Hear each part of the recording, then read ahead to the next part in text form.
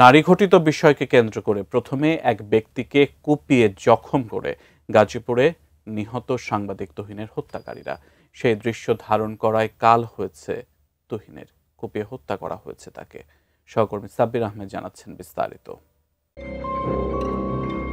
গাজীপুরের চান্দনা চৌরাস্তা এলাকায় গোলাপী নামে এক নারী ও বাদশা মিয়া নামে এক ব্যক্তি বাকবিতণ্ডায় জড়ান। পরে বাদশা মিয়া গোলাপীকে আঘাত করলে ওই নারী স্থানীয় সন্ত্রাসীদের ডেকে আনেন। স্থানীয় অন্তত ৫ জন সন্ত্রাসী দেশীয় অস্ত্রসহ বাদশা মিয়ার উপর হামলা করে।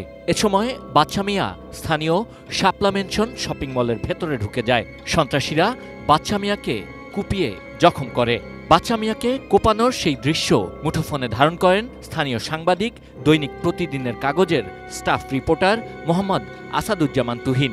এই ভিডিও ধারণ নিয়েই ওই সন্ত্রাসীরা তুহিনের সঙ্গে বাকবিতণ্ডায় জড়ান। এক পর্যায়ে তারা সাংবাদিক তুহিনকে এলোপাথারি কুপিয়ে হত্যা করে।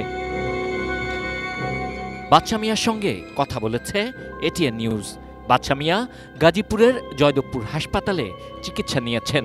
তিনি নিশ্চিত করেছেন ওই নারীর সঙ্গে এই সন্ত্রাসীদের সখ্য ছিল। মেয়ের বেশি কিছু ওরা আমার স্যার, ওরা মেয়ের টিম, ওরা মেয়ের টিম, মানে ওরা দৌড়াইলে গেছে, মেয়ে ওদের সাথে ছিল, ওরা দৌড়াইলে এলো। পরে আমি ওই মেয়েরা ধাক্কা মারছি, ওর ধাক্কা মারলে স্যার ওরা খুব শুরু করছে। ঘটনার পরপর বিভিন্ন জায়গায় প্রচার। স্বাস্থ্যকর অল টাইম ফ্যামিলি কেক, সব সময় অল টাইম হেলদি লাইফ। আর হয় চাঁদাবাজির ঘটনার ভিডিও ধারণ করায় সাংবাদিক তুহিনকে ওই চাঁদাবাজরা হত্যা করেছে। কিন্তু প্রাথমিক তদন্তে পুলিশ নিশ্চিত হয়েছে এখানে চাঁদাবাজির কোনো ঘটনা ছিল না। এরা কখনো এলাকায় থাকে, কখনো এলাকার বাইরে চলে যায়। এরা আসলে এখানকার স্থায়ী সবাই না।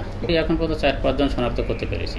একটি নারী ঘটিত বিষয়ের দ্বন্দ্বকে কেন্দ্র করে কিছু উচ্ছৃঙ্খল দুর্বৃত্ত যুবক প্রথমে বাদশা মিয়াকে উপর্যুপরি কুপিয়ে আহত করে। এই সিসিটিভির ফুটেজটি যখন সাংবাদিক তুহিন ধারণ করে, এই ধারণ কেন করেছে, কেন ডিলিট করছে না, এরকম এক বাকবিতণ্ডার পর্যায়ে এসে তুহিনকে উপর্যুপরি আঘাত করে মেরে ফেলা হয়। এটিই ছিল এই সিসিটিভির ফুটেজ এবং আমাদের গোপন এবং গোয়েন্দা তথ্য প্রাপ্ত তথ্য। এই ঘটনায় ইতিমধ্যে হত্যা মামলা দায়ের হয়েছে। শত শত মানুষের সামনে প্রকাশ্যে একজন সাংবাদিককে এভাবে কুপিয়ে হত্যার ঘটনায় জড়িতদের ধরতে ইতিমধ্যে শুরু হয়েছে অভিযান। Sabbir Ahmed, ATN news, Dhaka.